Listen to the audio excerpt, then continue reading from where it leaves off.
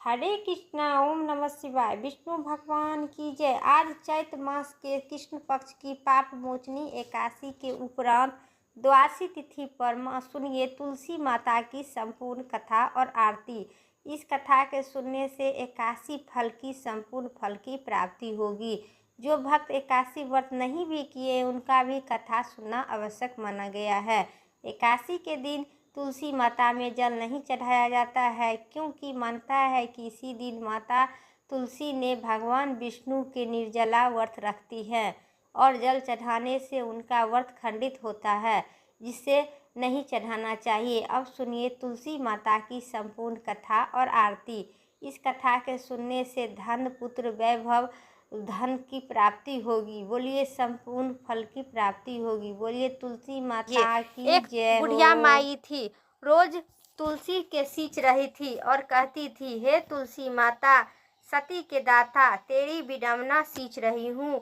मुझे बहू दे, पीतम्बर की धोती दे, मीठे मीठे घास दे, बैकुंठ में बास दे, चटक की चाल दे, पटक की मौत दे, चंदन सो खाट दे, रानी स्वराज दे, दाल भात भोजन दे, 11 की मौत दे, कृष्ण जी की कंधा दे।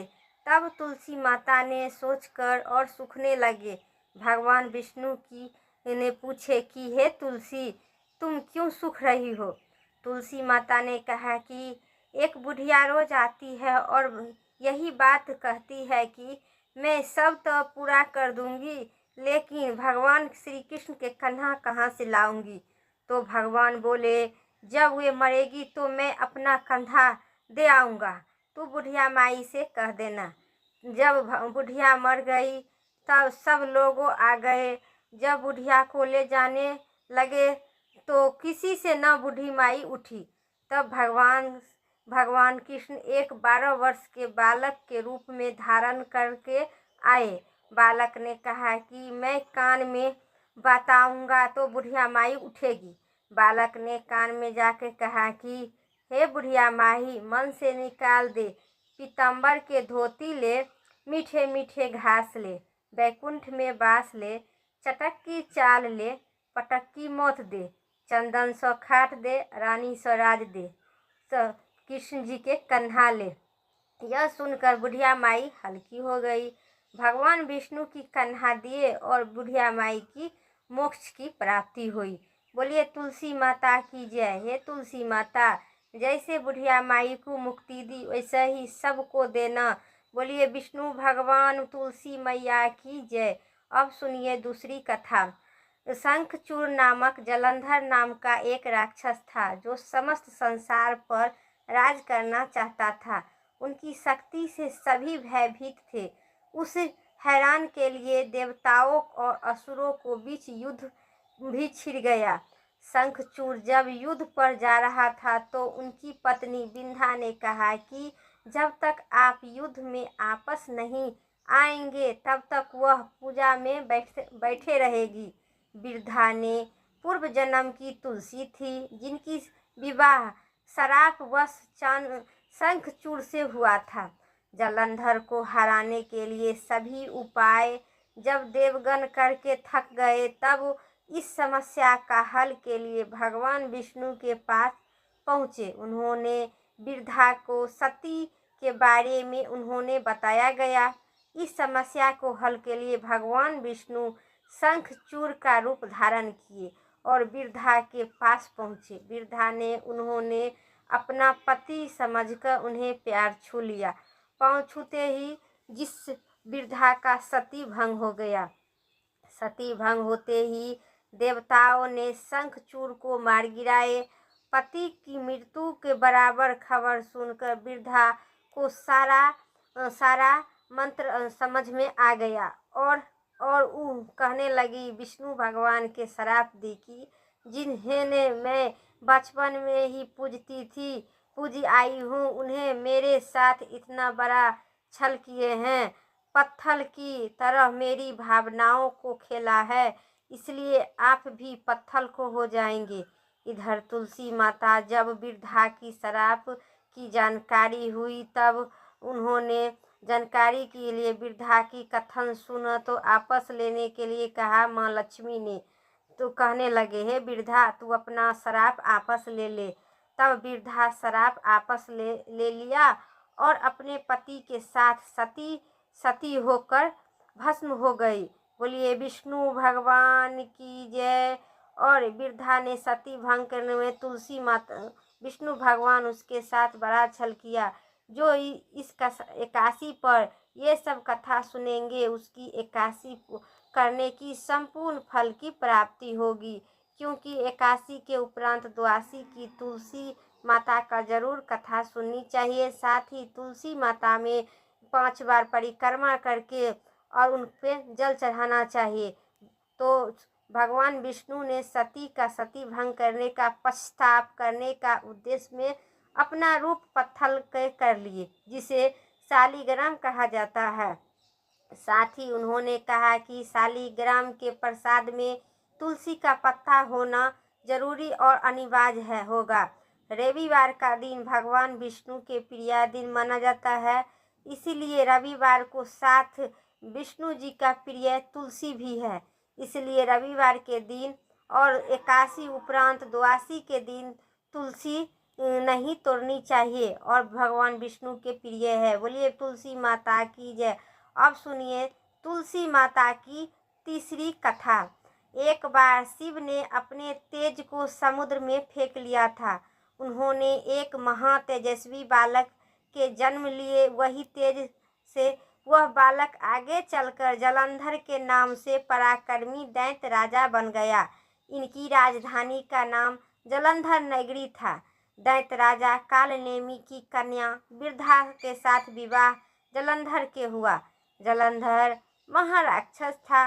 अपनी सत्ता के मद में चूर उन्होंने माता लक्ष्मी को पाने की कामना से युद्ध किया, परंतु समुद्र में ही उत्पन्न होने के कारण माँ लक्ष्मी उनकी अपने भाई के रूप में स्वीकार किए। वहां से पराजित होकर वह जलंधर देवी माँ पार्वती की लालच में पाने की लालच में कैलाश पर पड़ गया। भगवान देवों के देव महादेव शिव का रूप धारण कर माता पार्वती ने सामने गया, परंतु माँ ने अपने योग बल से उसे पहचान लिए तथा वह अंतर्ध्यान हो गए। और देवी पार्वती ने बहुत क्रोध होकर सारा वृद्धा भगवान विष्णु के सुनाए। जलंधर की पत्नी वृद्धा अत्यधिक पतिव्रता स्त्री थी। उसी के पतिव्रता होते धर्म के शक्ति से जलंधर न तो मारा जाता था और न ही पराजित होता था। इसीलिए जलंधर को नाश करने के लिए वृद्धा को पतिव्रता धर्म को भंग करना बहुत ही जरूरी इसी कारण भगवान विष्णु ने ऋषि के वेश धारण कर वन में जा पहुँचे। अकेली भ्रमण कर रही थी। भगवान विष्णु के साथ 2 मायावी राक्षस भी थे, जिसके देखकर वृद्धा भयभीत होकर ऋषि ने वृद्धा को सामने पल भर में दोनों राक्षस के मारकर भस्म कर दिए। और वृद्धा ने अपने सारा कहानी सुनाई कि भगवान विष्णु के धारण ऋषि को देखकर वृद्धा प्रणाम की और पूछने लगी, भगवान आप कौन है और ये मायावी राक्षस कौन है? हमारे ऐसा भयभीत होकर मैं मूर्छित हो गए। भगवान विष्णु ने वृद्धा को सती भंग करने के लिए पतिव्रता को भंग करना उनको बहुत ही जरूरी था। उनकी शक्ति देखकर वृद्धा को कैलाश पर्वत पर महादेव के साथ युद्ध कर रहे थे अपने पति जलंधर के बारे में पूछने लगी। ऋषि ने अपने माया जाल से 2 बानर प्रकट किए। एक बानर के हाथ में जलंधर का सिर था तथा दूसरी हाथ में धड़ था। अपने पति की ऐसा दशा देखकर वृद्धा मूर्छित होकर गिर पड़ी। होश में आने पर उन्होंने ऋषि रूपी भगवान से विनती की कि उनके पति की आप जीवित कर दे। भगवान ने अपनी माया से पुनः जलंधर के सिर धड़ से जोड़ दिए, परंतु स्वयं भी उसी शरीर में प्रवेश कर गए। वृद्धा को इस छल का जरा सा आभास नहीं हुआ। जलंधर बने भगवान के साथ वृद्धा पतिव्रता का व्यवहार करने लगी, जिससे उसका सती भंग हो गया। ऐसा होते ही वृद्धा के पति जलंधर युद्ध में हार गया। इसी सारी लीला का जब वृद्धा को पता चला तो उसने क्रुद्ध होकर वह वृद्धा को भगवान विष्णु के शिला होने की शराप दे दिए तथा स्वयं भी सती हो गई। जहाँ वृद्धा भस्म हुई वहाँ तुलसी का पौधा उग गया। भगवान विष्णु ने वृद्धा से कहा कि हे वृद्धा, तुम अपने सती के कारण मुझे लक्ष्मी से भी अधिक प्रिय हो गई है। अब तुम तुलसी के रूप में सदा मेरे साथ रहोगी। जो मनुष्य भी तेरे शालिग्राम रूपी के साथ विवाह कराएगा उसे इस लोक में और परलोक में विपुल यश की प्राप्ति होगी। जिस घर में तुलसी होती है वहाँ यमदूत का आसान नहीं होता है, आगमन नहीं होता है और गंगा, यमुना, नर्मदा स्नान तथा तुलसी में पूजा करने का बराबर फल प्राप्त होता है। चाहे मनुष्य कितना भी पापी क्यों न हो, मृत्यु के समान जिसके प्राण मजरी में हित तुलसी और गंगाजल से मुख में देकर निकल जाता है, वह पापों का मुक्त होकर वैकुंठ धाम की प्राप्ति होता है। जो मनुष्य तुलसी अमले की छाये में अपने पितरों पूर्वजों को श्राद्ध एवं तर्पण करता है उनके मोक्ष की प्राप्ति होती है। और इस कथा के सुनने से और कहने से, हुंकार भरने से 81 फल करने की संपूर्ण फल की प्राप्ति होती है। बोलिए विष्णु भगवान की जय, तुलसी माता की जय। अब सुनिए तुलसी माता के तीसरी कहानी, पश्चिमी कहानी, जो इस कहानी के सुनने से कोई गरीब नहीं रहेगा और न चिंतित रहेगा। बोलिए विष्णु भगवान की जय। एक कन्या थी। जब वे थोड़ी बड़ी हुई और उनके समझ आने लगे तब तुलसी माता जी की पूजा करने लगी। उनके प्रतिदिन का नियम था कि तुलसी माता जी का पूजा करने के बाद स्वयं भोजन करती थी और खाती थी। जब वह कन्या विवाह का योग हुई तब उनके माता पिता ने उनकी शादी करवा दी। कन्या को उसके माता पिता ने दहेज में भी एक तुलसी का गमला दे दिए। ससुराल में वह प्रतिदिन सवेरे उठते थे, पूजा करती थी, फिर उसके बाद में ही खाना खाने बैठती थी। उनकी 2 जेठानी थी, वे दोनों उनका मजाक उड़ा रही थी। बड़ी ही नियम श्रद्धा वाली आई है। उस दोनों ने उससे बहुत ईर्ष्या होती थी, इसलिए वे दोनों तुलसी जी का गमला का छुपा देती थी। वह कन्या बड़ी ही मुश्किल से गमला ढूंढ कर लाती थी और अच्छे से तुलसी माता के पूजा करती थी, फिर स्वयं भी भोजन करती थी। इसी तरह उसकी क्या हुआ कि गमला के बहुत दूर जेठानी ने फेंक दिया। कन्या ने खूब ढूंढने पर भी तुलसी की गमला नहीं मिला और परेशान हो गई। उस दिन उस कन्या ने खाना भी नहीं खाई। जिनका नियम जो था उसी कन्या की सच्ची भक्ति देखकर तुलसी माता उससे बहुत ही प्रसन्न हुए और उनके घर के कमरे में तुलसी माता का गमला चारों तरफ प्रकट हो गया। अगले दिन सुबह जब उठी तो देखते रह गई कि उनके चारों तरफ कोने कोने पर तुलसी माता का गमला रखा है। यह देखकर वह बहुत ही प्रसन्नता से उठी। अब मेरी तुलसी माता को कोई नहीं चुरा सकता है। पूजन करने के लिए कहीं जाना आना भी नहीं पड़ेगा और कोई मेरी तुलसी माता को फेंक भी नहीं सकता है। अब तो मैं वह तो जल्दी उठकर स्नान करती थी और तुलसी माता जी को पूजा कर लेती थी। जब वह खाना खाने बैठती थी तो उनकी जेठानी मजाक करने लगती थी कि ले देवरानी का नियम निष्ठा पूरा हो गया। उससे पूछती थी कि हे तुलसी जी, पूजा करूं कि न करूं। देवरानी धीरे से बोलती है कि है तो करेगी, नहीं रहेगा तो कैसे करेगी। मने मने में दोनों देवरानी और दोनों जेठानी ने बहुत खुश रहती थी कि इसका बहुत श्रद्धा और भक्ति है तुलसी माता में, हम तो फेंक दिए हैं। अब देखते हैं इसको तुलसी माता कैसे श्रद्धा भक्ति के साथ। जेठानी बोलती है कि मैं तो फेंक दिया गमला को। देवरानी कहती है कि देख लो मेरे घर के कमरे में तुलसी माता जी लग रहे हैं। जेठानी ने बहुत शर्मिंदा हुई की और बोली कि हे देवरानी, तेरी भक्ति सच्ची है, हमने मुझे बहुत तुमको परेशान किए हैं, हमें माफ़ कर दो। देवरानी ने उसे माफ़ कर दी। हम भी तुलसी माता जी को यही सा पूजा प्रार्थना करते हैं कि हे तुलसी माता, जैसी कृपा मेरी देवरानी पर की वैसे ही कृपा सभी संसार वासियों और मनुष्य पर करना। बोलिए तुलसी माता की जय।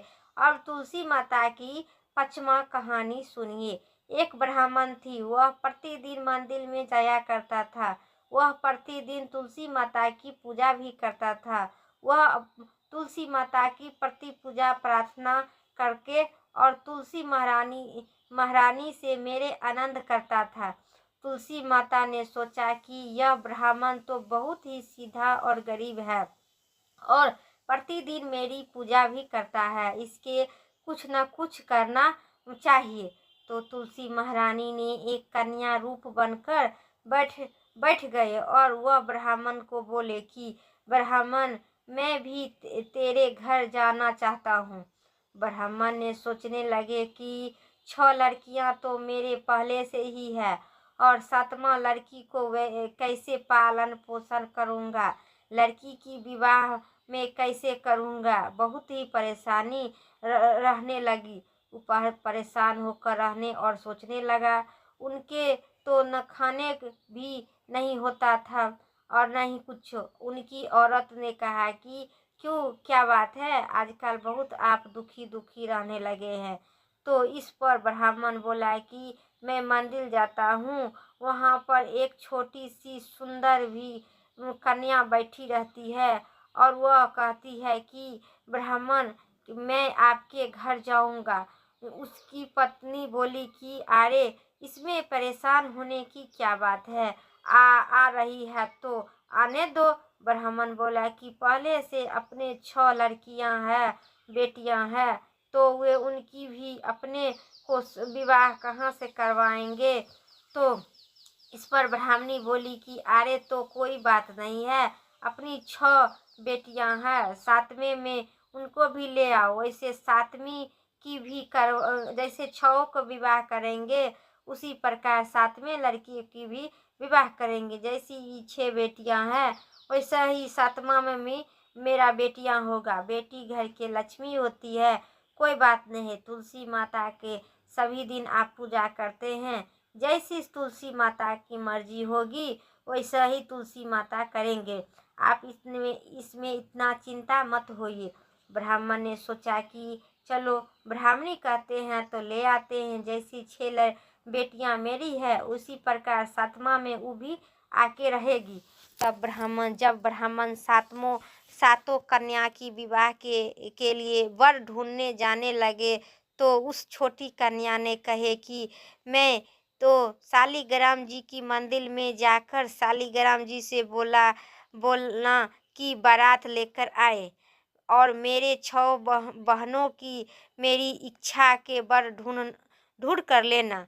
तो तुलसी महारानी की बहुत ही कृपा से उनके तो सब जेवर, कपड़ा, खाना पीना तैयारी हो गया। अच्छी से धूमधाम से उनकी 7 बेटी की हो गई। ब्राह्मण के 7 बेटी के विवाह हो गया।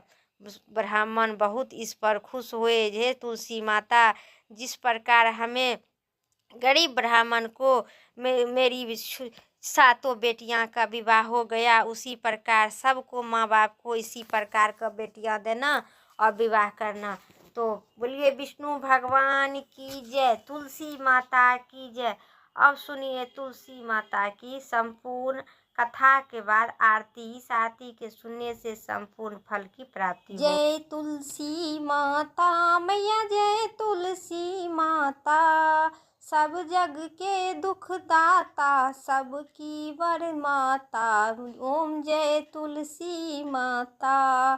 सब योग के ऊपर, सब रोग के ऊपर, रज से रक्ष करो सबकी भाता। ओम जय तुलसी माता। मैया जय तुलसी माता। बटु पुत्री है श्याम सुरबल्ली ग्रामा। विष्णु प्रिय जो नर तुमको, विष्णु प्रिय जो नर तुमको, सेवत सो नर तर जाता। मैया जय तुलसी माता। ओम जय तुलसी माता। हरि के शीश विराजत, त्रिभुवन से वर्धित हो मैया, त्रिभुवन से वर्धित। पतित जनों के तारनी, पतित जनों की तारनी, तुम हो विख्याता। मैया जय तुलसी माता। लेकर जन्म विराजन में आई दिव्य भवन में, हे मैया आई दिव्य भवन में। मानव लोग तुम ही से, मानव लोक तुम ही से, सुख संपत्ति पाता। मैया जय तुलसी माता। ओम जय तुलसी माता। हरि के तुम अति प्यारी, श्याम वरण सुकुमारी, हे माता श्याम वरण सुकुमारी। प्रेम अजब है उनका, प्रेम अजब है उनका, तुमसे कैसा नाता। मैया जय तुलसी माता। हरि के विपत्ति धरे तुम, कृपा करो माता। जय जय कृपा करो माता। जय तुलसी माता। मैया जय तुलसी माता। ओम जय तुलसी माता। बोलिए विष्णु भगवान की जय, तुलसी माता की जय, तुलसी महारानी की जय। मेरा 81 उपरांत 82 व्रत की तुलसी माता की कथा इतना ही तक था। उम्मीद करते हैं वीडियो अच्छी लगे तो लाइक करें, चैनल पर नहीं सब्सक्राइब करके कमेंट में तुलसी माता की जय ज़रूर लिखें, विष्णु भगवान की जय ज़रूर लिखें। फिर नेक्स्ट वीडियो लेके आते हैं, तब तक के लिए स्वस्थ रहिए, मस्त रहिए। हर हर महादेव, जय भोलेनाथ।